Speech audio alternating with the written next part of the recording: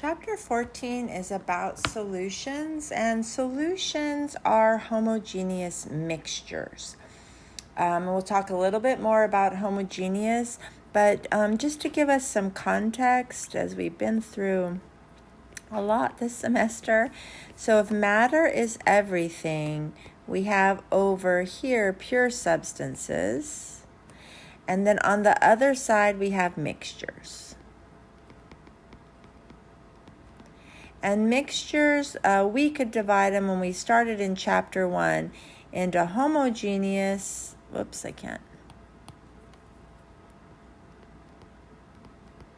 and heterogeneous.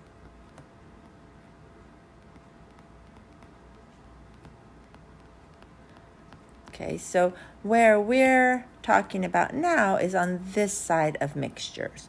Pure substances would include things like elements and compounds.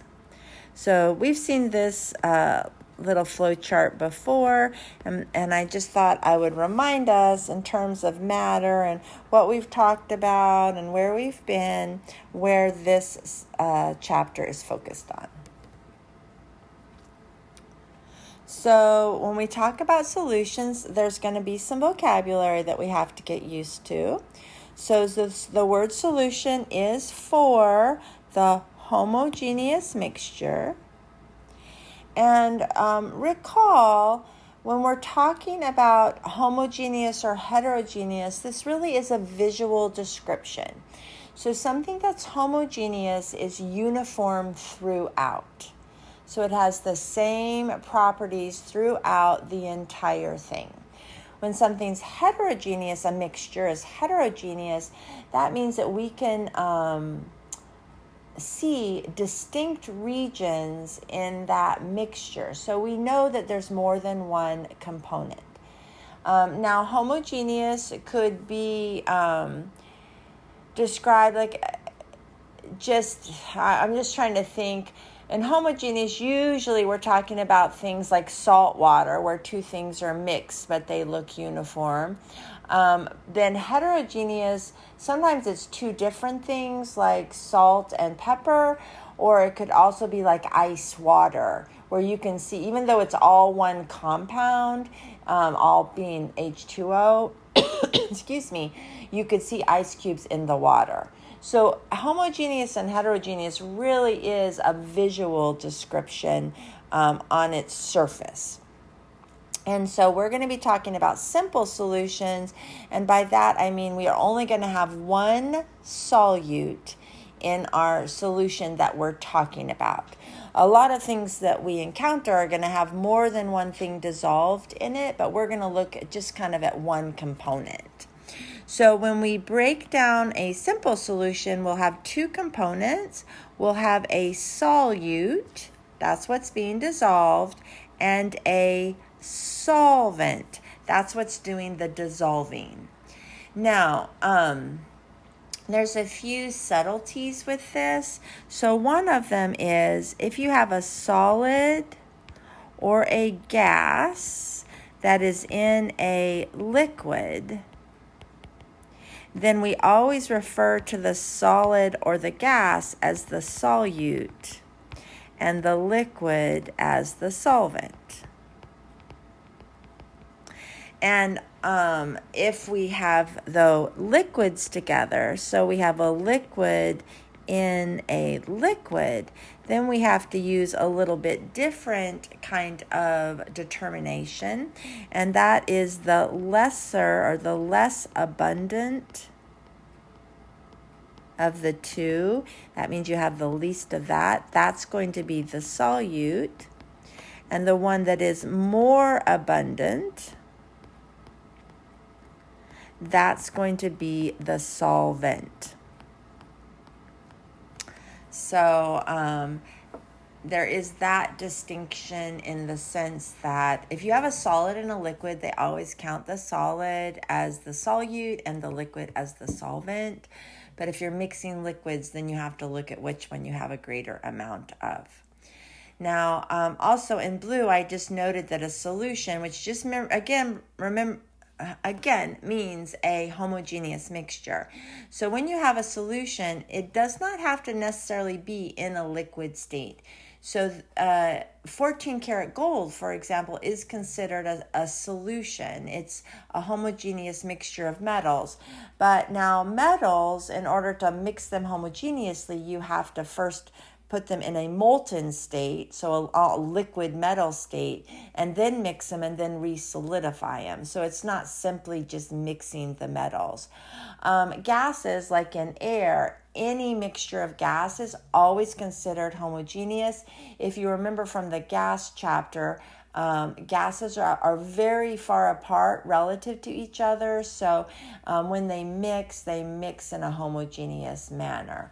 So gases mixed with gases are also always considered homogeneous. In this chapter, I feel like majority of the examples, if not all of the examples, are referring to liquid solvents. So that's usually what we're exposed to in this chapter. So vocabulary, before I leave this page, just be sure you know when it says solution or solute or solvent, what it's talking about. So here's a practice. You can pause the video, then I'll give the answer. You can try to answer it and then unpause it and hear the answer. So go ahead and pause.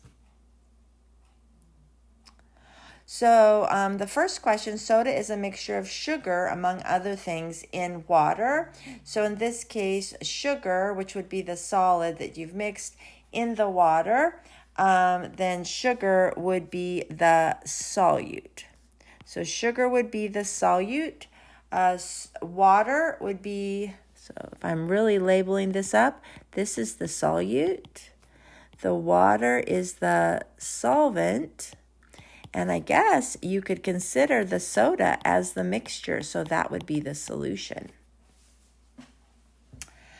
The second question, a solution is prepared by adding 25 milliliters of ethyl alcohol to 75 milliliters of water. Which substance is the solvent? So in this case, they've given us the quantities of both of these substances in milliliters.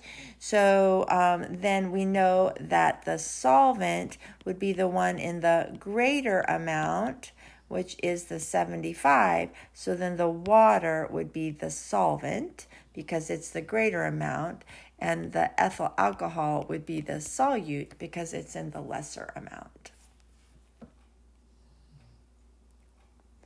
So one thing you need to be able to do is, given a situation like these, identify in the example what would be the solute and the solvent.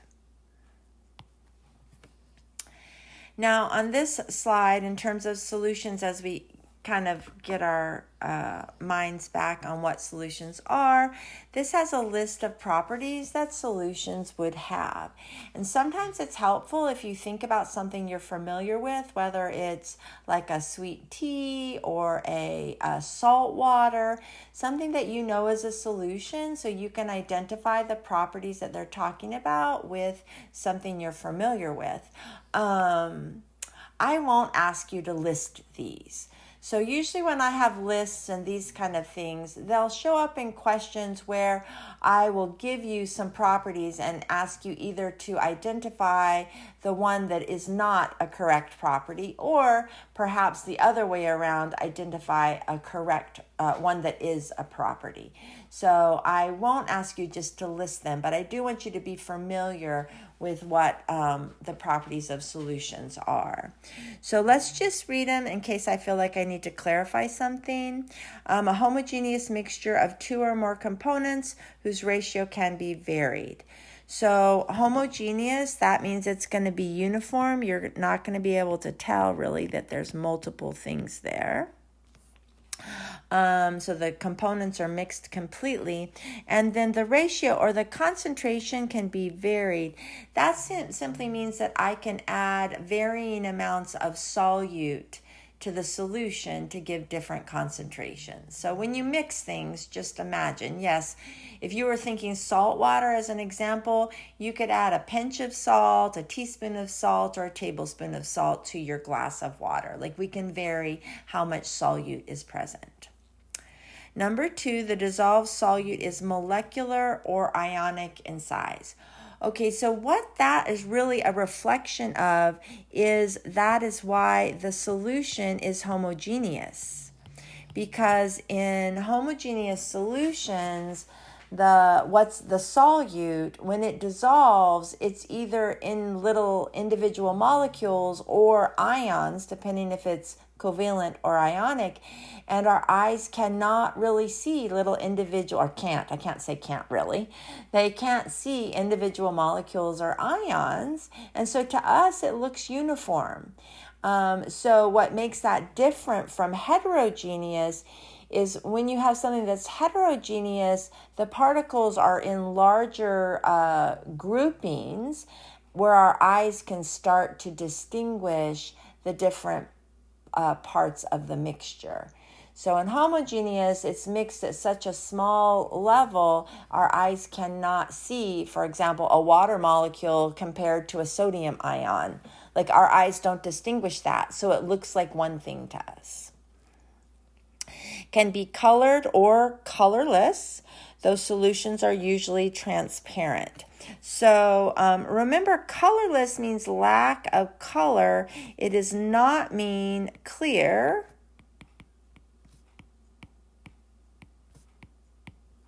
Although you might argue, or you might say, hey, wait, but I think transparent really means that it's clear, means that we can see through it.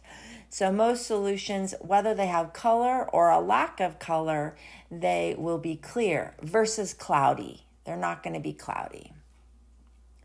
The solution remains dissolved and does not settle out of solution over time. So the particles are going to remain dissolved. And then the solute can be separated by physical means.